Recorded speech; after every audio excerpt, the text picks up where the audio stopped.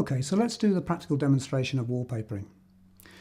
What we've done is the most important thing with wallpapering is surface preparation. So we've already cross-lined the walls. What we've done then is we've brought the ceiling down onto that wall by about 2 inches, and we've also brought the trim up to the wall by about 2 inches. The next thing we need to do is identify where to start. When you start, the most important thing is to get a nice straight line. So you need to plumb a line and work away from that line. When you get to your next corner, when we do the cut, you'll see that I'll actually plumb the next line on that wall.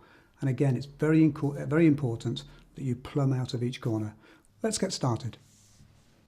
When pasting your paper, always use the paste recommended by the wallpaper manufacturer and mix according to the instructions.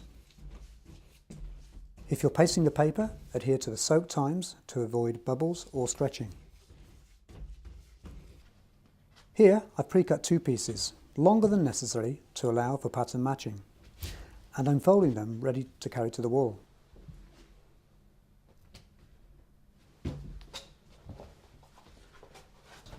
Offer the top of the paper up to the wall and carefully slide it into position until the pattern matches.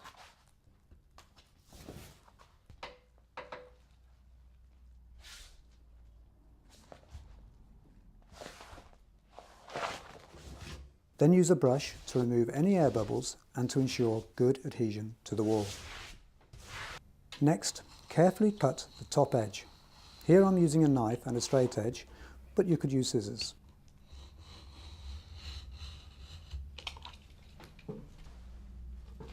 If you fold the offcuts before discarding them, it avoids contaminating your work area with paste.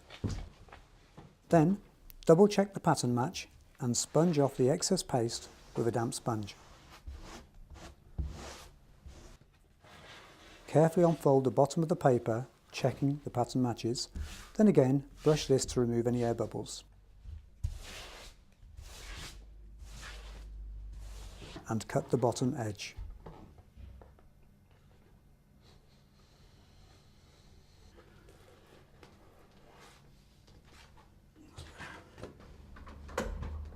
Finally, wipe off the excess paste from the skirting board. When you reach a corner, take 3 measurements of the required width.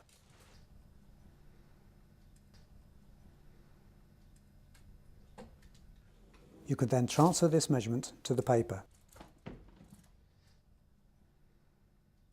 The key here is to bring the paper around the corner by as little as you can. Say 5 millimeters. Apply this piece in the same way as before, ensuring that the pattern matches.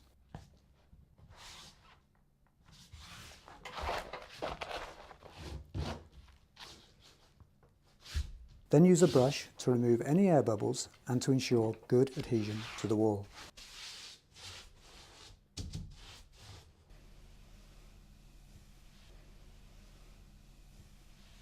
Next, you need to measure the width of the remaining piece of paper. Then transfer this measurement to the new wall.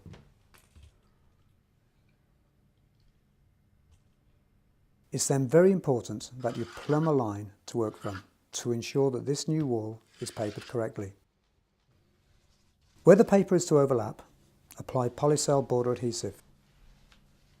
When you apply this next strip, ensure you line it up with the plumb line and check that the pattern matches where it overlaps.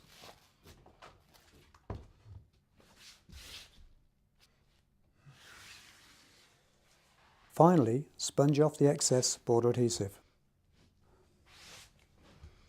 So, that was a practical demonstration on wallpapering. A couple of things you need to consider. First of all, when matching your pattern, make sure you do this at eye level. That way, if the paper does stretch, you will lose the pattern slightly at the bottom, where no one really should notice.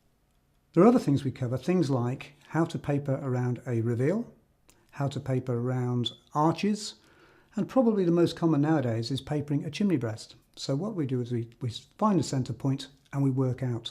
All this is covered in the course. Finally, if you're looking to apply a wallpaper to a feature wall, you need to consider finding the middle, very much like the chimney breast, find the middle and work out in both directions. This will give you a nice balanced wallpapering finish.